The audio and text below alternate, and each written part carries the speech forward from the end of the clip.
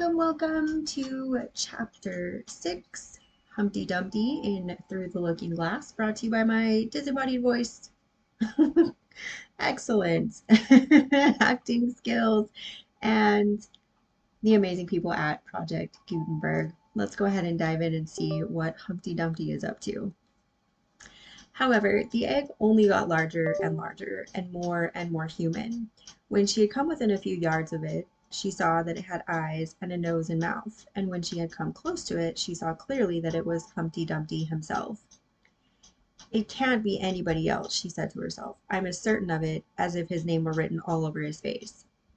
It might have been written 100 times, easily, on that enormous face. Humpty Dumpty was sitting with his legs crossed, like a Turk, on the top of a high wall, such a narrow one that Alice quite wondered how he could keep his balance. And as his eyes were steadily fixed in the opposite direction, and he didn't take the least notice of her, she thought he must be a stuffed figure after all. And how exactly like an egg he is, she said aloud, standing with her hands ready to catch him, for she was every moment expecting him to fall.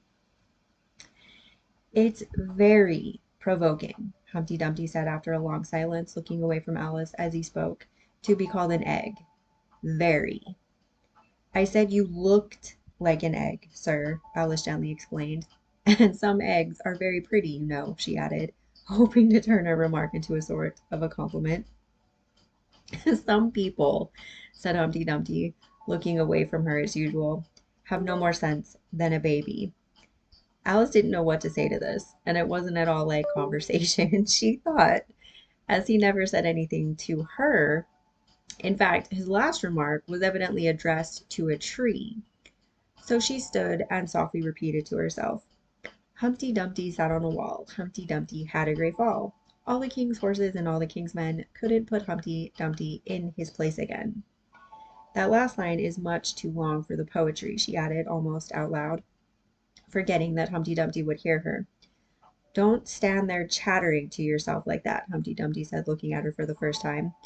But tell me your name and your business.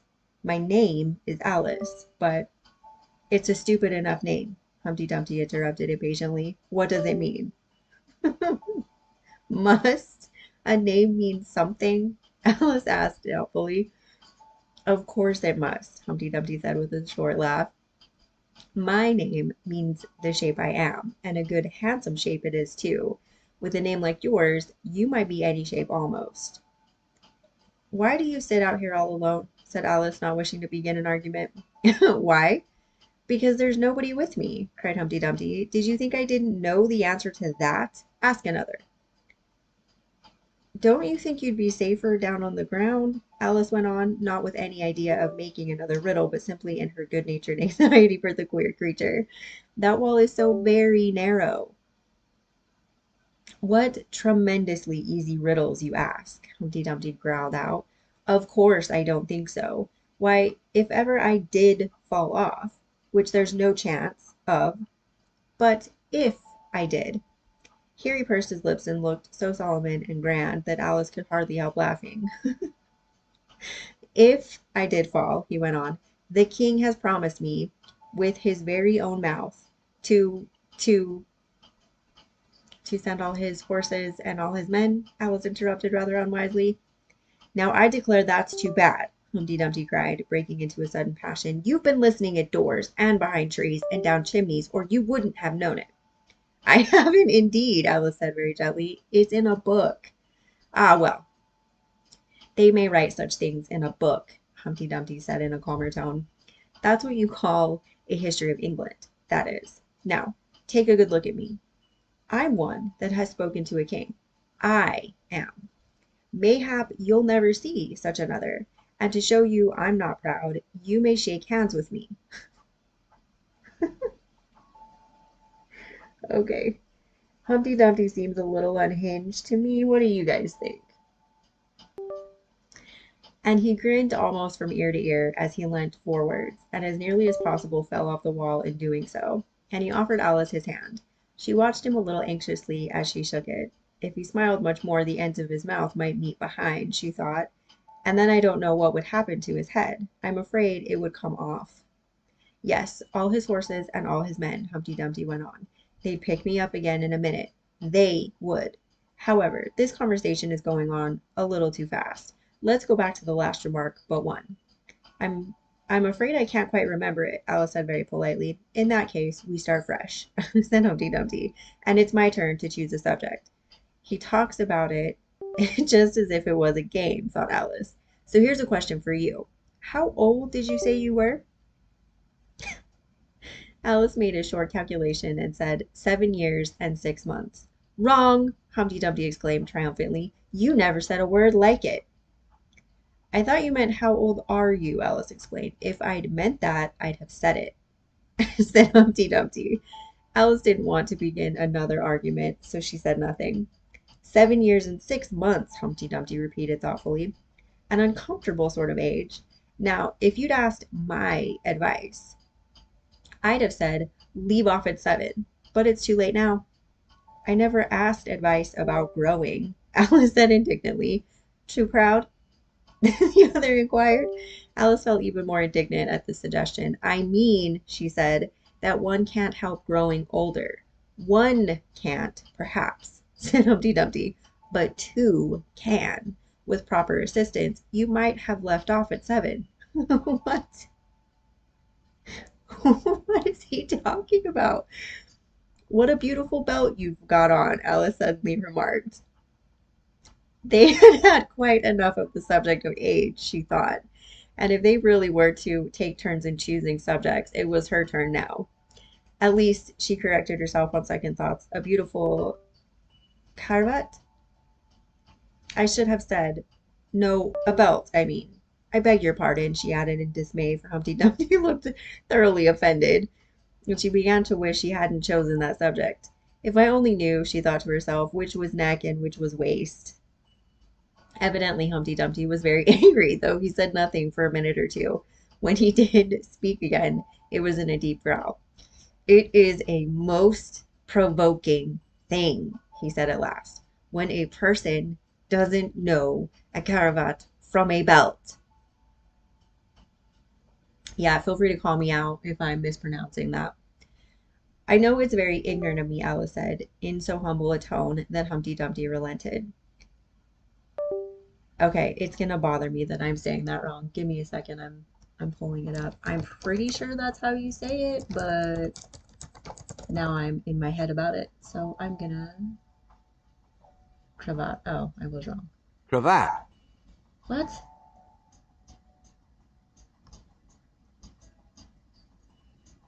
That was very unhelpful. Cravat. No, cravat is right. Okay. Is that how I said it originally? No, I don't know. All right. It's a cravat, child, and a beautiful one, as you say. It's a present from the White King and Queen. There now. Is it really? Said Alice, quite pleased to find that she had chosen a good subject after all. They gave it to me, Humpty Dumpty continued, thoughtfully, as he crossed one knee over the other and clasped his hands round it. They gave it to me for an unbirthday present. I beg your pardon, Alice said with a puzzled air. I'm not offended, said Humpty Dumpty. I mean, what is an unbirthday present? A present given when it isn't your birthday, of course. Alice considered a little. I like birthday presents best, she said at last. You don't know what you're talking about, cried Humpty Dumpty. How many days are there in a year? 365, said Alice. And how many birthdays have you? One. And if you take one from 365, what remains? 364, of course. Humpty Dumpty looked doubtful. I'd rather see that done on paper, he said. Alice couldn't help smiling as she took out her memorandum book and worked the sum for him. 365 minus 1 equals 364. Humpty Dumpty took the book and looked at it carefully. That seems to be done right, he began. You're holding it upside down, Alice interrupted. To be sure I was, Humpty Dumpty said gaily, as she turned it round for him. I thought it looked a little queer. As I was saying, that seems to be done right, though I haven't time to look it over thoroughly just now. And that shows that there are 364 days when you might get unbirthday presents. Certainly, said Alice. And only one for birthday presents, you know. There's glory for you. I don't know what you mean by glory, Alice said. Humpty Dumpty smiled contemptuously. Of course you don't. Till I tell you. I meant there's a nice knockdown argument for you. But glory doesn't mean a nice knockdown argument, Alice objected. When I use a word, Humpty Dumpty said in a rather a scornful tone, it means just what I choose it to mean, neither more nor less. The question is, said Alice, whether you can make words mean so many different things. The question is, said Humpty Dumpty, which is to be master. That's all. Alice was too much puzzled to say anything. So after a minute, Humpty Dumpty began again. They've a temper, some of them, particularly verbs.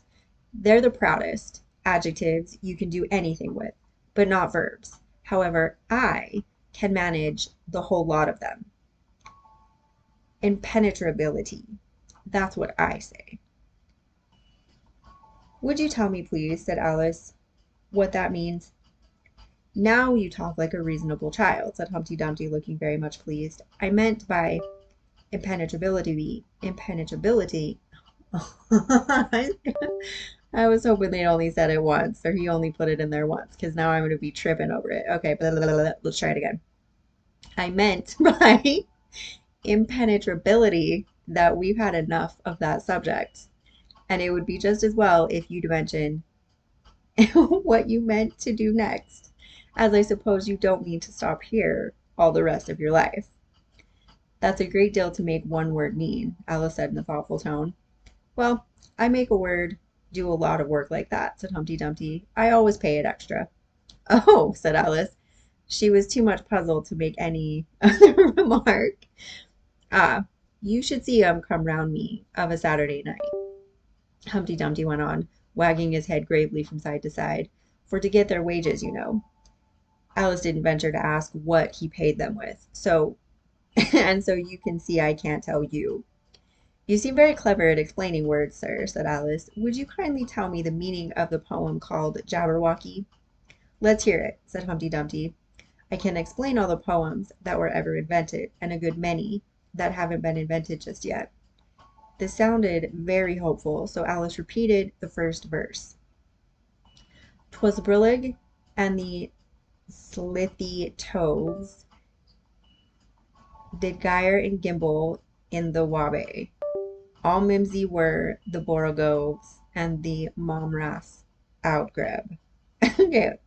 My sincere apologies to anyone who has actually read this, and if I said any of that incorrectly, that was the best and the closest that I could get on the pronunciation of that. That's enough to begin with, Humpty Dumpty interrupted. There are plenty of hard words there. Brillig means 4 o'clock in the afternoon, the time when you begin broiling things for dinner. That'll do very well, said Alice. And slithy? Well, slithy means lithe and slimy.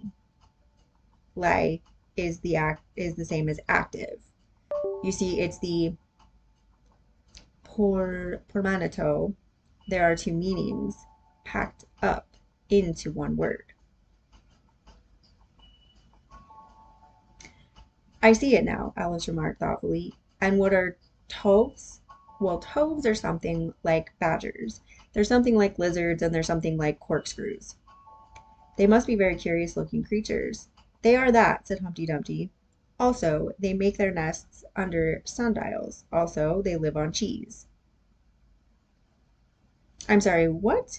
They are that, said Humpty Dumpty. Also, they make their nests under sundials. Also, they live on cheese. Okay, sure. And what's the gyre and to gimble? To gyre is to go round and round, like a gyroscope. To gimble is to make holes like a gimlet. And the wabe is the grass plot round a sundial, I suppose, said Alice, surprised at her own ingenuity. Of course it is. It's called wabe, you know, because it goes a long way before it and a long way behind it. And a long way beyond it on each side, Alice added. Exactly so. Well then, mimsy is flimsy and miserable. There's another portmanteau for you. Hold on, I think I'm mispronouncing that one as well. Give me a second. I don't want to move on and keep mispronouncing it.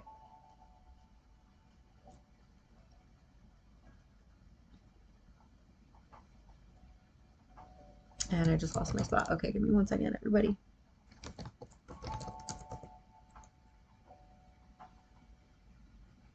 Portmanteau. Portmanteau. Yeah, portmanteau. Okay, I'm just going to leave that up for assistance later if I need it. Okay, let me start that over. Exactly so.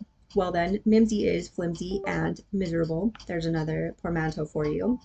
And a borogove is a thin, shabby-looking bird with its feathers sticking out all around something like a live mop. And then momras, said Alice, I'm afraid I'm giving you a great deal of trouble. Well, a wrath is a sort of green pig, but mom, I'm not certain about. I think it's short for from home, meaning they'd lost their way, you know. And what does outgrabe mean? Well, outgrabing is something between bellowing and whistling with a kind of sneeze in the middle.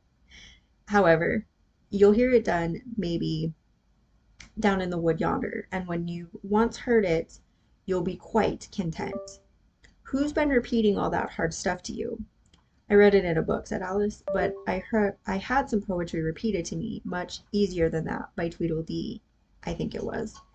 As to poetry, you know, said Humpty Dumpty, stretching out one of his great hands, I can repeat poetry as well as other folk, if it comes to that. Oh, it needn't come to that, Alice hastily said, hoping to keep him from beginning. The piece I'm going to repeat, he went on without noticing her remark, was written entirely for your amusement. Alice felt that, in that case, she really ought to listen to it. So she sat down and said, thank you, rather sadly.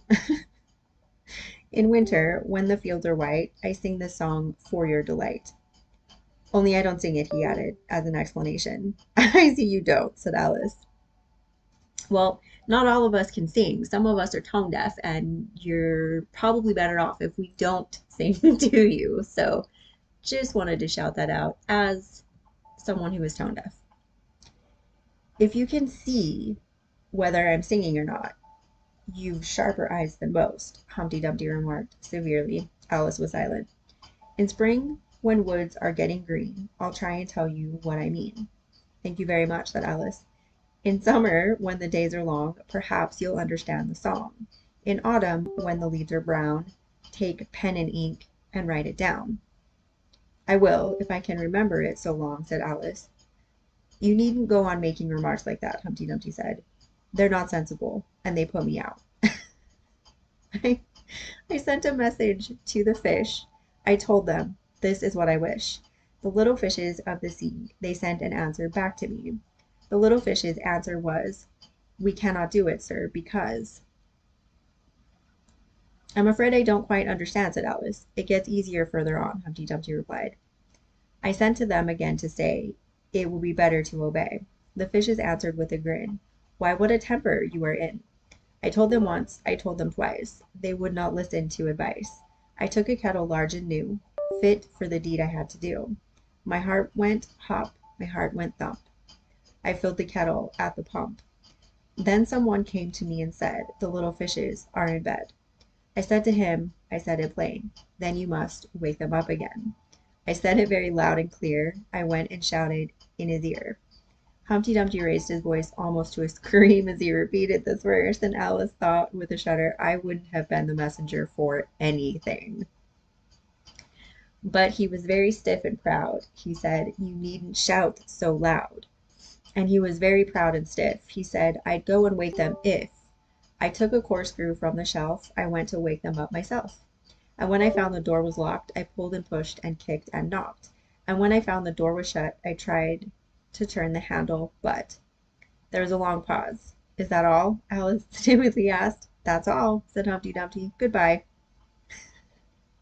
This was rather sudden, Alice thought, but after such a very strong hint that she ought to be going, she felt that it would hardly be civil to stay. So she got up and held out her hand. Goodbye, till we meet again, she said as cheerfully as she could. I shouldn't know you again if we did meet, Humpty Dumpty replied in a discontented tone, giving her one of his fingers to shake. You're so exactly like other people. The face is what one goes by, generally, Alice remarked in a thoughtful tone. That's just what I complain of, said Humpty Dumpty. Your face is the same as everybody has. The two eyes, so marking their places in the air with his thumbs, nose in the middle, mouth under. It's always the same. Now, if you had the two eyes on the same side of the nose, for instance, or the mouth at the top, that would be some help. It wouldn't look nice, Alice objected, but Humpty Dumpty only shut his eyes and said, Wait till you've tried. Alice Alice waited a minute to see if he would speak again, but as he never opened his eyes or took any further notice of her, she said goodbye once more, and getting no answer to this, she quietly walked away. But she couldn't help saying to herself as she went, Of all the unsatisfactory, she repeated this aloud, as it was a great comfort to have such a long word to say. Of all the unsatisfactory people I ever met. She never finished the sentence, for at this moment a heavy crash shook the forest from end to end. All right, and that is it for our dealings with Humpty Dumpty. Yeah, he seems a little bit crazy, whole lot of questions, very light on the answers. So let me know what you guys think or thought. Thank you for joining me. See you next time.